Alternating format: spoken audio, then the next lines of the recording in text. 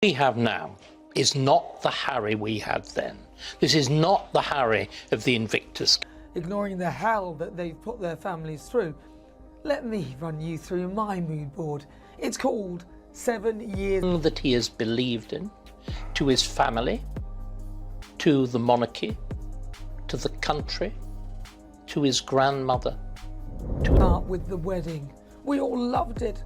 I punched the air when I heard he was with a mixed-race lady. I thought Diana would be so proud. They had the world at their feet. His entire past, and what we have now, we've got two Harrys. It's a bit... She's at the wedding like the Beckhams and Oprah, although alarm bells should have been ringing as these were people that they... Like Shakespeare, except that they're totally unreconciled. And whereas Shakespeare's Prince Hal abandons his... Which started with a global interview with superstar Oprah Winfrey, whilst Prince Philip was on his deathbed. Abandoned his good side for this new bad, whinging, wailing, destructive... Much accused a member of the royal family of being a racist. Fast forward a few years later, after putting them through hell, Harry denied racism within the royal family and called it unconscious. I think we need a stronger word than you've been using. This man is a traitor to everything that he has believed. Blaming the British press for the interpretation, even though pretty much everyone picked up on it, and he even allowed the accusation against his queen went to her grave with this hanging over her legacy. They had the Netflix series whinging about how they'd been treated, branding the UK Empire 2.0. With the new gospel, the new heresy of woke and of mental well-being. It's a gospel which is purely of the self. It discards... Which is where most people left it, about the importance of a relationship between child and father, which is odd because neither her or Harry seemed to want one with theirs.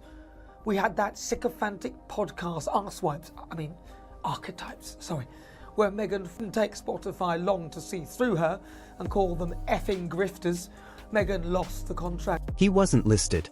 Not as a presenter, not as a nominee, and definitely not as a winner. But when Prince Harry casually walked into one of Hollywood's most exclusive award events, people noticed. He had no official role that night. He wasn't part of the lineup. So why was he there? We had the book Spare, or Where, which South Park had a field day with. The Americans finally seeing the light, and we've had numerous... Insiders called him a friend of the industry, which is really just a polite Hollywood way of saying, we like having your name on the guest list, but don't make a scene. But Prince Harry? He had other plans. What started as a quiet evening filled with red carpets and rehearsed smiles quickly dissolved into one of the most humiliating moments of his post-royal career. Of self-absorption. But you know what, Nigel? What struck me about the whole thing was everything is so bloody petty. A mini scandal that spiraled far beyond just a missing title. And it all started with a single request. According to multiple insiders close to the event, Harry's team reached out to organizers just days prior to the ceremony. Their request? To have Harry introduced as His Royal Highness, Prince Harry, in full. Other Winds Fests, faux royal tours. My favourite one was in Nigeria, where they had to stand for the national... Now, that might sound simple, even traditional. After all, he was born into one of the world's oldest monarchies. But there's just one problem. He signed that title away. Under the 2020 Megxit agreement, Harry and Meghan formally agreed to give up royal titles in any public or commercial context. And His Royal Highness? Brothers, look at this list of absolute trivia, which is, on the scale of human wrong, they're not even molehills. They're barely specks of dust. And they're not transformed into mountains. They're transformed into mountain ranges. That's not just ceremonial, it's legal protocol. Gala, known for standing firm on ethics and inclusivity, didn't flinch. They politely but firmly declined the request. No HRH, no special treatment. What might be standard for a celebrity became a battlefield for a prince. Reports say Harry's team didn't take the rejection lightly. Yes, I have no sympathy whatsoever. I think we've directed much of our ire. Behind closed doors, there were calls, emails, and suggestions that perhaps this was about more than just formality, it was about respect. But Gala refused to budge. And according to one source, that's when things turned cold. If you've been following the Sussex saga, you already know that titles are no small matter. At Meghan, over the course of the last couple of years, I think he really is the problem. But what Harry did just days before the awards caught even seasoned insiders off guard. According to confirmed reports from sources close to the event, Prince Harry's team personally sent Gala's organizers a formal letter, not an email, not a casual call, but a letter containing a very specific demand. When introducing Harry to the stage, they insisted he be addressed not just as Prince Harry, His family. And you're suggesting, David, that in more robust times, the Tower of London might have been... or Duke of Sussex, but as His Royal Highness, Prince Harry. Let's break that down for a second. His Royal Highness isn't a style of flattery, it's a formal royal title with deep symbolic weight. It's tied to official ceremonies, hierarchies, and centuries of bloodline privilege. But here's the twist, Harry no longer has the right to use it. You get yourself into a dispute. There's a good principle of law, de minimis. Yeah. Don't dispute about nothing. Yeah. These are nothings. I think the silence is correct for the very simple reason. Back in 2020, when Harry and Meghan stepped away from their royal duties and chose to pursue an independent life in America, a decision dubbed Megxit, they agreed to a set of very strict rules laid out by Buckingham Palace. One of the biggest ones? No more using royal titles to promote or appear at public or commercial events. Full stop. That wasn't a gray area. It wasn't open to interpretation. It was spelled out in every royal press release and headline from London to Los Angeles. More effectively than Harry. That is true. Every time he gives an interview, now of course, he contradicts himself. And Harry agreed to it. It was one of the few conditions accepted by both parties to prevent further tension and protect the dignity of the monarchy. Even Queen Elizabeth reportedly insisted that stepping back meant stepping away. So when Gala received his team's not-so-subtle demand to include His Royal Highness during the show, they were stunned. This wasn't just a PR faux pas. It was, as one insider put it, an unspoken challenge to the very agreement Harry had committed to. More than that, it was a test. Times, it wouldn't have been knocked into a dog bowl, it would have been drowned in a butt of Malmsey wine. Which is but again, if you look at the House of York, it's exactly a test to see whether Hollywood would comply with the protocols of the royal world, with no actual authority and no official obligations standing behind it. And here's where it gets interesting. The people at Gala aren't exactly new to handling celebrity egos. They've dealt with A-list meltdowns, schedule changes from billion-dollar talent, and studios pulling out of last-minute deals. But no one had ever tried to rewrite centuries of British royal tradition through a red carpet intro. knocked into a dog bowl, it would have been drowned in a butt of Malmsey wine. Which is but again, if you look at the House of York, it's exactly the same thing. It's a dispute. Still, rather than ignite drama, Gala played it cool. They responded diplomatically, stating that while Prince Harry was welcome at the event, he would be introduced using the title he's currently permitted to use, Prince Harry, Duke of Sussex. No HRH, no exception. No negotiation. They didn't make a spectacle out of it. They remained professional. But make no mistake, they stood their ground. And for Harry, that quiet refusal wasn't seen as protocol. It was felt as a public slap in the face. Yeah. And again, what's come out of all of this is a sort of simmering teenage resentment. We've suddenly got those fights. Inside sources say his team wasn't pleased. They pushed back. Not aggressively, but persistently, suggesting the omission would send the wrong message about who he is and the legacy he represents. They even hinted that it was about heritage, not hierarchy. About the importance of recognizing where he came from, regardless of what he had signed away. But Gala didn't blink. Because this wasn't just Prince Harry trying to reclaim his royal aura. This was Hollywood, a machine that runs not on bloodlines or crests, but on reputation and relevance. Religious conversion isn't quite complete, and every so often the honest old Harry pops up and says, "But actually, me grandma weren't a terrible racist. I rather like Susan Hussey." Even A-listers don't get custom titles at award shows. Why would he? And that's where the tension exploded. Quietly, subtly, professionally, but so potently that by the time the event started, the atmosphere wasn't celebratory, it was heavily charged. This wasn't just about a title anymore. It was about a standoff between tradition and modern image control. A prince trying to dictate the narrative, and an industry that refused to play along. Observers say they saw a visible change come over Harry.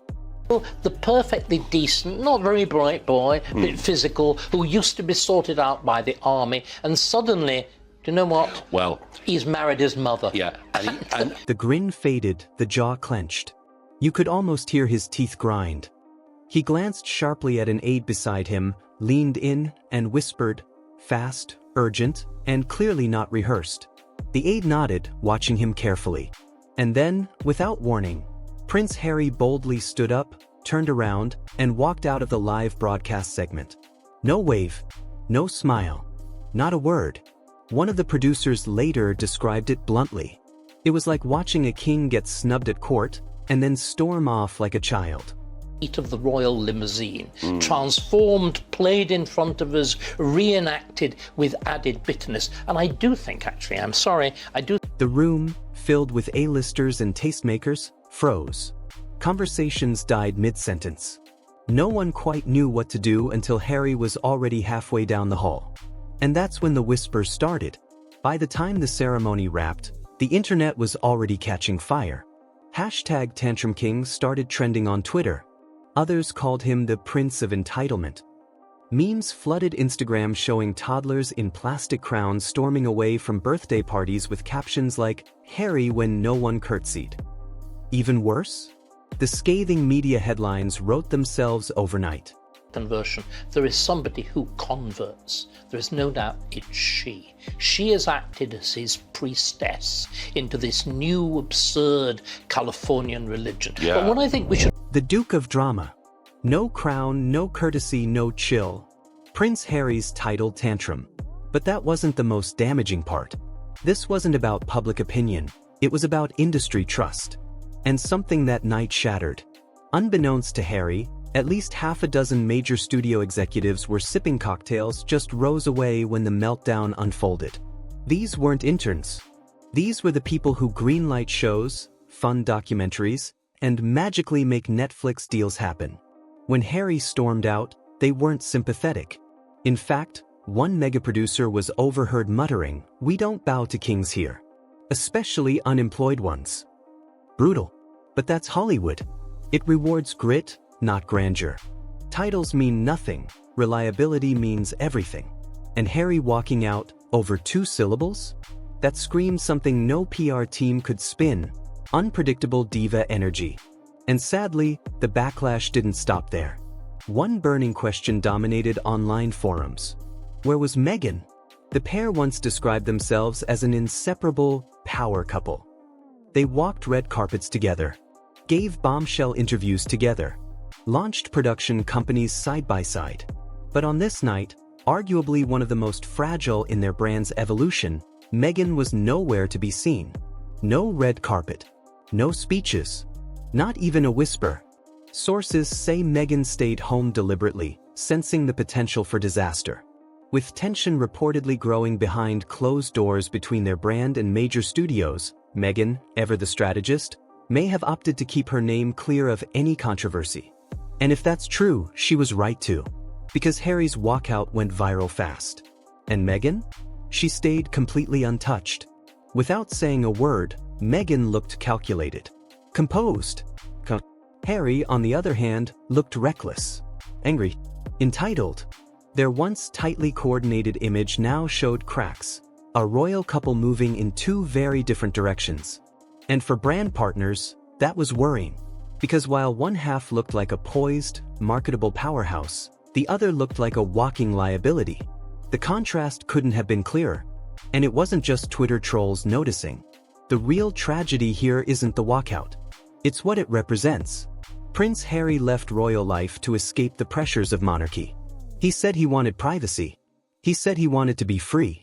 But every time the spotlight turns away, he seems desperate to pull it back, clinging to titles in a world that doesn't care about them.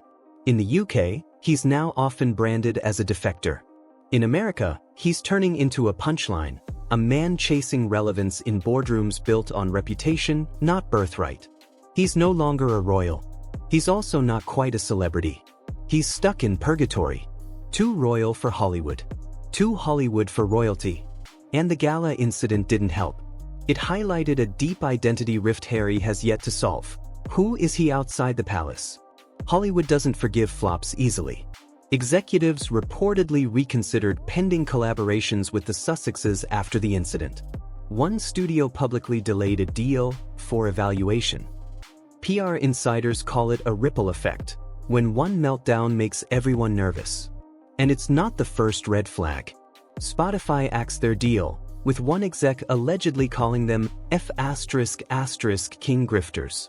Netflix is reportedly frustrated with creative delays. Their reputation is slipping. And now, with polls showing over 70% of viewers sided with Gala, Harry's brand faces something worse than outrage. Indifference. When the public stops caring whether you stay or go, the career freefall begins. For years, Harry and Meghan marketed themselves as modern, humble, and detached from royal norms. They said titles were oppressive, that the monarchy was outdated. But in a room full of Hollywood liberals, Harry decided to fight over losing his Royal Highness. A title he voluntarily dropped. The irony is unavoidable. The man who left to escape royal expectation is now demanding the perks of it, while rejecting the responsibility. One moment, one introduction, one three-word title. That's all it took to set fire to years of careful branding, international interviews, and expensive PR management. And maybe that's the bigger message. Relevance can't be inherited. It has to be earned. And in Hollywood, crowns don't count. But behavior does. Even A-listers have to audition. Even Oscar winners get bad press. And if you walk into a ballroom expecting everyone to bow, you may walk out completely alone.